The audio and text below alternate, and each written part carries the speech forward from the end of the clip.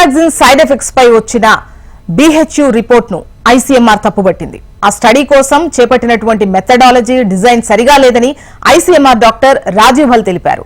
BHU చేపట్టిన సర్వేకు ఎటువంటి ఆర్థిక సాంకేతిక సహకారాన్ని అందించలేదని ఆయన స్పష్టం చేశారు. కోవాక్సిన్ టీకా వేసుకున్న వారిలో సైడ్ ఎఫెక్ట్స్ వస్తున్నాయని, ఆ వ్యాక్సిన్ తీసుకున్న వారిలో 30% మందికి వేర్వేరు అనారోగ్య సమస్యలు వస్తున్నట్లు ఇటీవల బనారస్ హిందూ విశ్వవిద్యాలయం ఓ రిపోర్టును రిలీజ్ చేసింది. BHversity నివేదికను స్ప్రింగర్ నేచర్ అనే జర్నల్లో ప్రచురించింది. ఆ నివేదికపై Indian Council of Medical Research director general doctor Rajeev హల్ స్పందించారు. కోవాక్సిన్ టీకా వాడకంపై ప్రచురించిన నివేదికను ఆయన తప్పుపట్టారు.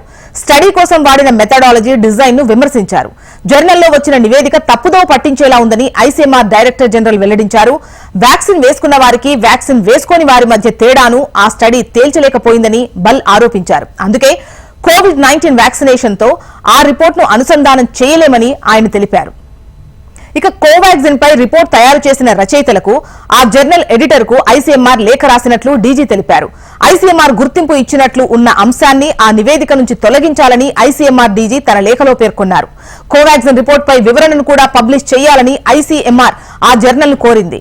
Long term safety analysis of the BBV152 corona virus vaccine అనే పరిశోధనా పత్రంపై విమర్శలొచ్చాయి. వ్యాక్సిన్ తీసుకున్న ఏడాదిలోపు మధ్య వయస్కులు, పెద్దలపై ఎటువంటి ఎఫెక్ట్ చూపించాయని ఆ స్టడీలో తేల్చారు. కోవాక్సిన్ టీకా తీసుకున్న 926 మందిలో 3వ వంతు ప్రజల్లో సైడ్ ఎఫెక్ట్స్ నమోదైనట్లు BHU తన స్టడీలో తెలిపింది.